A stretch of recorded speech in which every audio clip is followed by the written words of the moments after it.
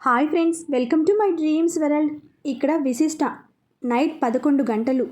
కాళీ సింహాని సుబ్బుని పంపించేసి తను మాత్రం అక్కడే ఉన్నాడు. విశిష్ట మాత్రం ఏమి తినకుండా వీర కోసం వెయిట్ చేస్తూ కూర్చుంది. చిట్టికి యమ ఎంజాయ్. విశిష్ట తనకి పెద్దగా పని చెప్పడం లేదు. కడుపు నిండా తినడం, టీవీ చూస్తూ కూర్చోవడం. ఇప్పుడు కూడా నిద్ర వస్తుందని చెప్పి హాయిగా వెళ్ళి స్లీప్ వేశాడు. ఇక్కడ కాళీ షో ఎక్కడికి వెళ్ళుంటాడు విసి అన్నాడు ఆవలిస్తూ. నాకు చెప్పి వెళ్తే నీకు చెప్పేదాన్ని. మధ్యాహ్నం ఒకసారి ఫోన్ చేసి నైట్ ఏ టైం అయినా వచ్చేస్తా అని మాత్రం చెప్పాడు అన్నది దిగులుగా. నాకేమీ అర్థం కావడం లేదు విసి. అయినా వాడు ముంబై వెళ్తా అంటే నువ్వెందుకు వద్దన్నావు అని అడిగాడు. చెప్పేస్తారు, మా ప్లాన్స్ మాకున్నాయి. మా అంటే ఇంకా ఎవరు? మీ బామ్మ తాతగారినా? కాదు, కొన్ని రోజులు ఆగు, నీకే తెలుస్తుంది అంటూ లేచి బయటకు వెళ్ళి వెయిట్ చేస్తోంది. అమ్మా, అక్కడ దాకా వచ్చినవాడు లోపలికి రాకుండా ఉంటాడా అంటూ తను బయటకు వచ్చి పోర్టికోలో కూర్చున్నాడు.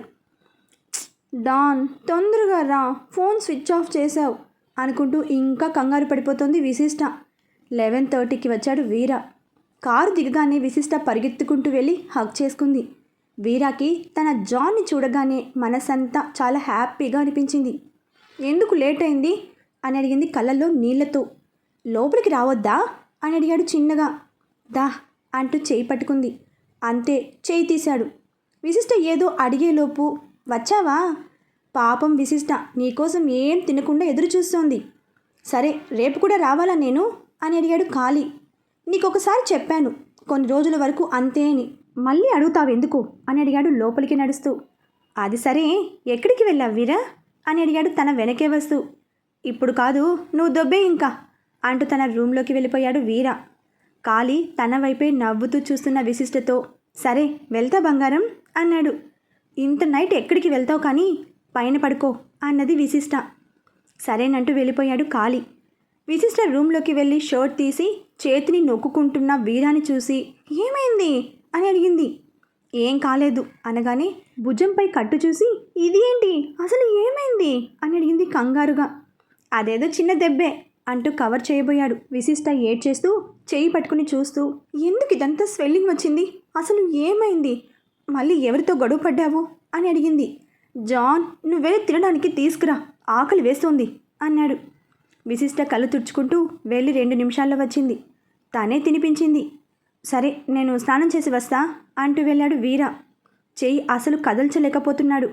అది చూసి విశిష్ట, ఆగు డాన్, అసలు ఏమైంది? చెయ్యి చూస్తుంటే నాకు డౌట్ వస్తోంది, ఫ్రాక్చర్ అయ్యిందేమో అని. చెప్పు, ఏం జరిగింది అని అడిగింది కోపంగా. జాన్, విసిగించకు అంటూ వెళ్తుంటే విశిష్ట వెళ్ళి కావాలని వీర కుడి చేతిని గట్టిగా ప్రెస్ చేసింది. వెంటనే వీర అంటూ చేయి పట్టుకుని, ఏయ్ మెంటల్ అన్నాడు సీరియస్గా. అసలు ఎక్కడికి వెళ్ళావు, ఎవరిని కొట్టొచ్చావు, లేకపోతే మళ్ళీ ఎక్కడైనా డీలింగ్ అంటూ వెళ్ళి అంటూ అరుస్తోంది. అబ్బా, ఎందుకు అలా అరుస్తున్నావు, ఇప్పుడు ఏమైంది అన్నాడు కోపంగా. ఏమైందా? నీ రైట్ హ్యాండ్ ఫ్రాక్చర్ అయింది, పద హాస్పిటల్కి అంటూ బయటకు తీసుకెళ్తుంటే ఎక్కడికి అని అడిగాడు విసుక్కుంటూ. డాన్, నీకు అన్ని విషయాలు తెలియవు, గమ్మునుండు అంటూ కాళీ అన్నా, చిట్టి అంటూ పెద్దగా పిలిచింది. ఏయ్, ఏంటి నువ్వు, ఒకసారి చెప్తే అర్థం కాదా? నా చేతికి ఏమీ కాలేదు, నాకు ఇలాంటివి అలవాటే అంటూ విశిష్ట చేతిని లాగాడు. అదంతా పెళ్ళి కాకముందు, ఇప్పుడు కాదు. కాళీ అన్నా, చిట్టి అంటూ ఇంకా బిగ్గరగా పిలిచింది. అంతే, ఇద్దరు గబగబా కిందికి వచ్చారు. ఏంటి విసి, ఎందుకు అంత గట్టిగా కేకలేసావు అని అడిగాడు కాళీ ఆశ్చర్యంగా. నువ్వు కారు స్టార్ట్ చేయి అంటూ చిట్టితో, నువ్వు కూడా పద అన్నది. ఎక్కడికి అని అడిగాడు కాళీ.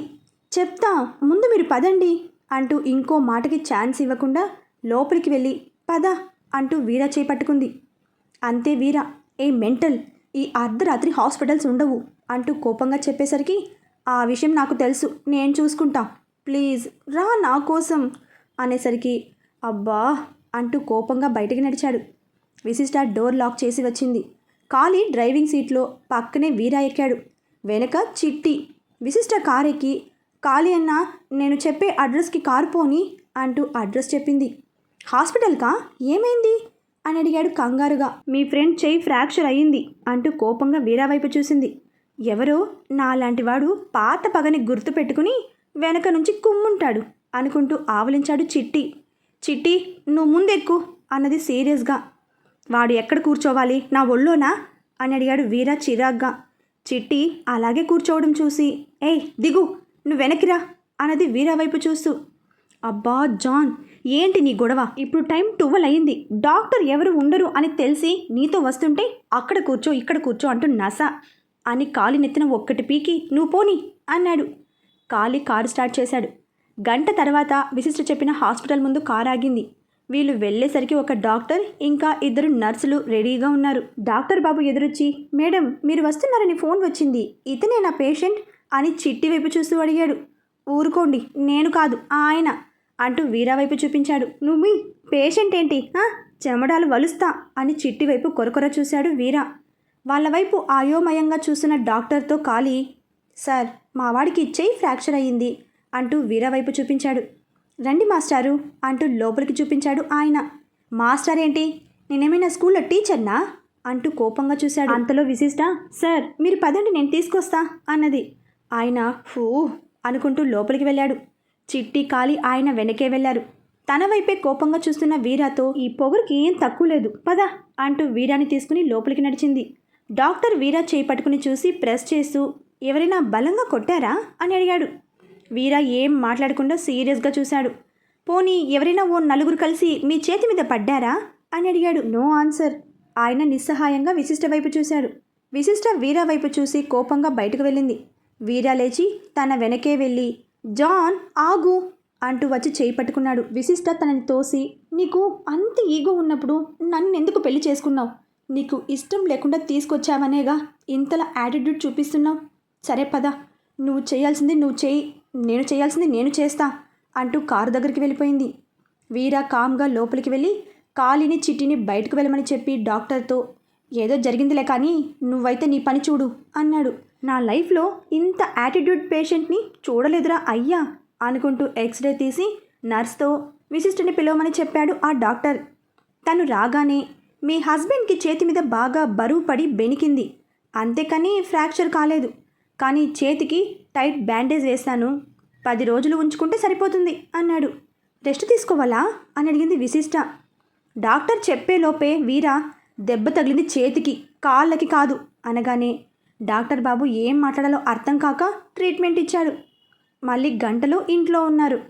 పడుకునే ముందు వీరా, జాన్ నువ్వు మరీ ఇంత సున్నితంగా ఉంటే కుదరదు, ప్రతి దానికి హాస్పిటల్ డాక్టర్ అంటే నాకు అవ్వదు, అర్థం చేసుకో అన్నాడు. విశిష్ట ఏం మాట్లాడలేదు. నెక్స్ట్ డే కొంచెం లేట్గా లేచి వచ్చి హాల్లోకి వచ్చాడు వీరా. విశిష్ట కిచెన్లో బిజీగా ఉంది. చిట్టి మొక్కలకి నీళ్లు పోస్తున్నాడు. ఇంకెవరూ కనిపించలేదు. కిచెన్లోకి వెళ్ళి జాన్ టీ అని చెప్పి టీవీ ఆన్ చేశాడు. విశిష్ట టీ తీసుకుని రాగానే వీరా ఛానల్స్ తిప్పుతూ ఒక చోట ఆగిపోయాడు. ముంబైలో భారీ దొంగతనం. ఆ దొంగ ఎవడో కానీ చాలా పకడ్బందీగా ప్లాన్ చేసి రాజస్థానీ వంశీయుల అపురూపమైన అతి విలువైన సంపదను కొట్టేశాడు.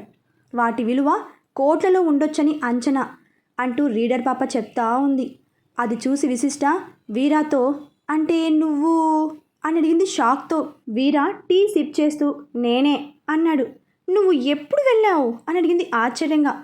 నిన్న మార్నింగ్ 10కి ఫ్లైట్, 11కి అక్కడికి వెళ్ళాను, 2కి ఆ పని కంప్లీట్ చేశాను, 6కి ఫ్లైట్ అని వెళ్తే అది క్యాన్సిల్ అయ్యింది, 8కి ఇంకో ఫ్లైట్ ఎక్కి 9కి హైదరాబాద్ వచ్చాను అని చెప్పి అలాగే నోరు తెరుచుకుని వింటున్న విశిష్ట చేతిలో కప్పు పెట్టి, సరే నేను బయటకు వెళ్ళాలి, విలియమ్స్ ఇంకా వాళ్ళ బాస్ రెహమాన్ ఏదో డీల్ కోసం హైదరాబాద్ వస్తున్నారు అని చెప్పి వెళ్ళిపోయాడు. పాపం డీడీ పాపకి నో సౌండ్, అలాగే కూర్చుండిపోయింది. తనకి బాగా అర్థమవుతోంది ప్రేమంటే సులువు కాదు అని. ఈ డాన్ని చూస్తే ఖచ్చితంగా దుబాయ్ వెళ్ళి బెడ్ గెలిచేలా ఉన్నాడే, ఇప్పుడు ఏం చెయ్యాలి అంటూ తల పట్టుకుంది. ఇక్కడ వైషుకి ఎగ్జామ్స్ మొదలైనాయి. ఫస్ట్ రోజు ఎగ్జామ్ రాసి బయటకు వచ్చేసరికి విశిష్ట కనిపించేసరికి అక్క అంటూ పరిగెత్తుకుంటూ వెళ్ళి హక్ చేసుకుంది. అక్క చెల్లెలు ఇద్దరూ ఒకరినొకరు చూసుకుని ఏడ్చేశారు.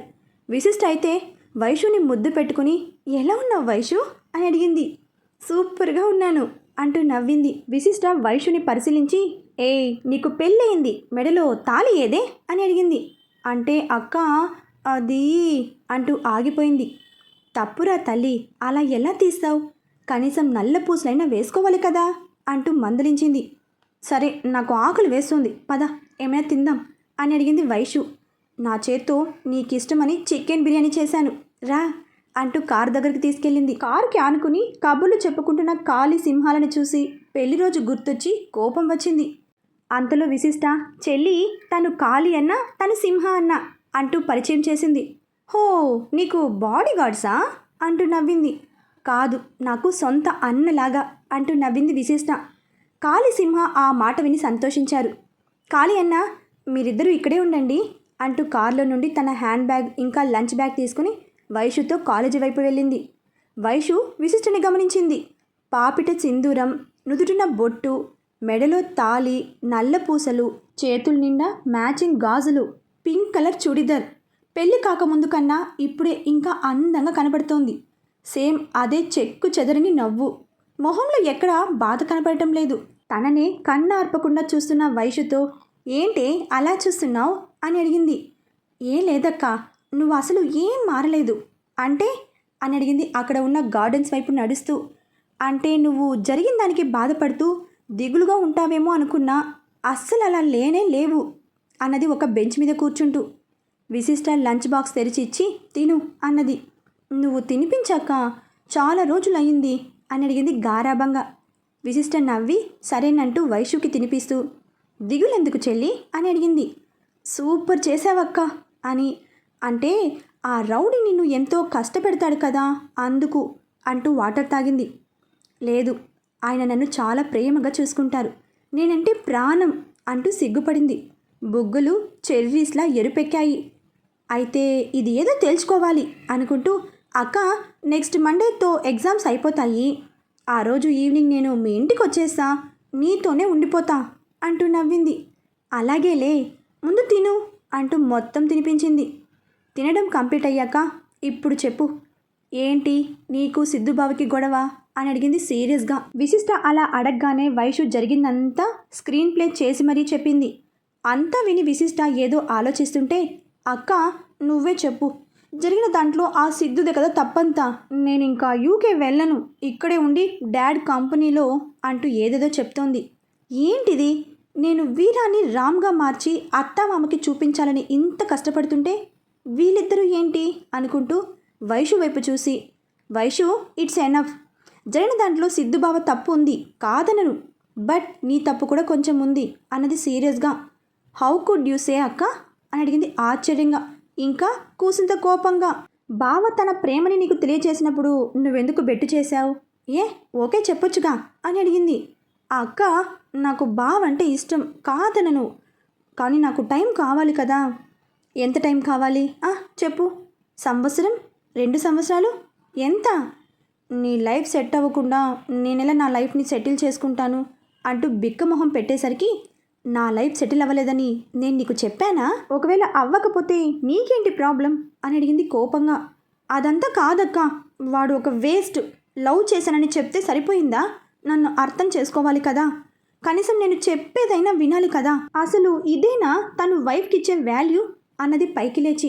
విశిష్ట కూడా పైకి లేచి, వైషు బావ తప్పు ఉంది సరే ఒప్పుకుంటా, కానీ నీ సంగతేంటి? ఒక మిస్అండర్స్టాండ్కే నువ్వు తనని వదిలేయాలి అనుకోవడం తప్పు. అసలు నాకు ఒక విషయం అర్థం కాలేదు, సోనా బావకి దగ్గరవడానికి నిన్ను దూరం చేయాలనుకుంది, కానీ బావ తనకి దగ్గరై నిన్ను దూరం చేయలేదే అంటూ వైషు వైపు చూసింది. ఇప్పుడు ఏమంటావు? బావ ఏం చేసినా, ఎన్ని అవమానాలు చేసినా పతియే ప్రత్యక్ష దైవము అంటూ పాట పాడుకుంటూ ఆయన గారి కాళ్ళు పట్టుకోమంటావా అంటూ మొహం చిన్నబుచ్చుకుంది. అలా ఎప్పటికీ అనను, ముందు నీ ఎగ్జామ్స్ అవ్వని, అప్పుడు చెప్తా ఏం చెయ్యాలో అన్నది. అక్క నువ్వు ఏం చెప్పినా చేస్తా, కానీ యూకే మాత్రం వెళ్ళను, ఇది ఫిక్స్ అన్నది సీరియస్గా. సరే చూద్దాంలే పద, నెక్స్ట్ ఎగ్జామ్ ఎప్పుడు అని అడిగింది భుజం మీద చెయ్యి వేసి. మన జాన్ 5.5 హైట్, వైషు 5.2, ఎల్లుండి. అయితే ఎల్లుండి కూడా వస్తా, బట్ నువ్వు మాత్రం నల్ల పూసలతో కనపడాలి అంటూ చెవి మెలవేసింది. అన్నది కామ్గా. ఇద్దరు నడుచుకుంటూ కారు దగ్గరకు వచ్చారు.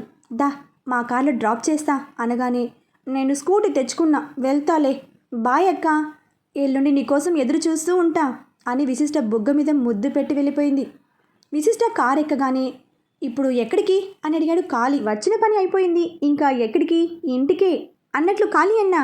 సుమ ఎలా ఉంది అని అడిగింది. బాగానే ఉంది, వాళ్ళే డైవర్స్కి అప్లై చేశారు, కోర్టుకు రమ్మని లాయర్ నోటీస్ వచ్చింది అన్నాడు సీరియస్గా.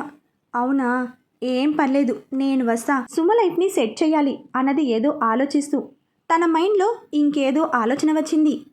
ఇక్కడ Hyderabad city, Tanveer avenue, time మధ్యాహ్నం 2 గంటలు. హైదరాబాద్, ముంబై, చెన్నై సిటీస్ నుంచి వచ్చిన మాఫియా డాన్స్ మీటింగ్. అందరూ దాదాపు 30 వయసులోపు వాళ్ళే. రెహమాన్ మాట్లాడుతున్నాడు హిందీలో. సో మనకంటూ కొన్ని రూల్స్ ఉన్నాయి, అవి ఎవరు బ్రేక్ చేయకూడదు. ఏ టైం అయినా ఎక్కడికైనా రమ్మని ఇన్ఫర్మేషన్ రాగానే వచ్చేయాలి, సాకులు చెప్పొద్దు. ఇలా సాగుతోంది మీటింగ్. అందరూ శ్రద్ధగా వింటున్నారు, ఒక్క వీర తప్ప. తను మాత్రం ఫోన్లో విశిష్ట ఫోటో చూస్తూ ఫింగర్స్తో ఫోటో జూమ్ చేస్తూ, జాన్, ఇప్పుడు మన దగ్గర కొన్ని 100 కోట్లున్నాయి, నిన్ను మహారాణిలా చూసుకుంటా. నువ్వు చీటికేస్తే ఏదైనా చేయడానికి కొన్ని 100 మందిని నీకు పనివాళ్ళుగా పెడతా. అసలు ఎందుకు జాన్ నన్ను అంతలా ప్రేమిస్తూ నన్ను అర్థం చేసుకోవు? ఇలా అనుకుంటుంటే ఒకతను పైకి లేచి, ఇదెక్కడి న్యాయం చెప్పండి, ఫోన్స్ నాట్ అలౌడ్ అన్నారు, మరి అతను ఏంటి వచ్చిన దగ్గర నుంచి ఏం పట్టనట్లు ఫోన్ చూస్తున్నాడు అన్నాడు వీరా వైపు కోపంగా చూస్తూ. అందరూ వీరా వైపు చూశారు ఆశ్చర్యంగా. వీరా అని పిలిచాడు విలియమ్స్ గట్టిగా. వీరా విశిష్ట ఫోటోనే చూస్తూ ఏంటి అని అడిగాడు తల ఎత్తకుండా. రెహమాన్కి అయితే వీరా బిహేవియర్ చూస్తే ఆశ్చర్యంతో పాటు కోపం కూడా వస్తోంది. అంతే, గుసగుసలు మొదలయ్యాయి. అసలు ఎవడీడు, అంత స్పెషలా లేక బలుపా అనుకుంటున్నారు అంతా. వీరా నిన్నే అంటూ వాయిస్ పెంచాడు విలియమ్స్. వీరా తలెత్తి, నన్నే, వినబడుతోంది, మ్యాటర్ చెప్పు అన్నాడు సీరియస్గా. ఎవరైతే వీరాని పాయింట్అవుట్ చేశాడో సదరు don, hey you, are you mad or out of mind? ఇక్కడ ఉన్న మేమంతా ఎలా బిహేవ్ చేస్తున్నాం, నువ్వెలా చేస్తున్నావు, కంట్రీ బ్రూట్ అన్నాడు కోపంగా. అంతే, వీరా పైకి లేచి వెళ్ళి వాడి గొంతు పట్టుకుని గోడకి ఆనించి పైకి లేపి, ఏంట్రా వాగుతున్నావు, నీకు నోరు కంట్రోల్లో లేకపోతే నాకు చేతులు కంట్రోల్లో ఉండవు అంటూ గొంతు పిసుకుతుంటే అతను గిలగిలా కొట్టేసుకుంటున్నాడు.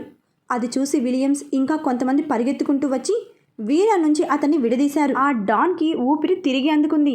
అంతలో రెహమాన్, వీరా, నిన్ను స్పెషల్గా చూస్తున్నానని నీ ఇష్టానికి బిహేవ్ చేస్తే చూస్తూ ఊరుకోను, అతనికి సారీ చెప్పు అన్నాడు సీరియస్గా.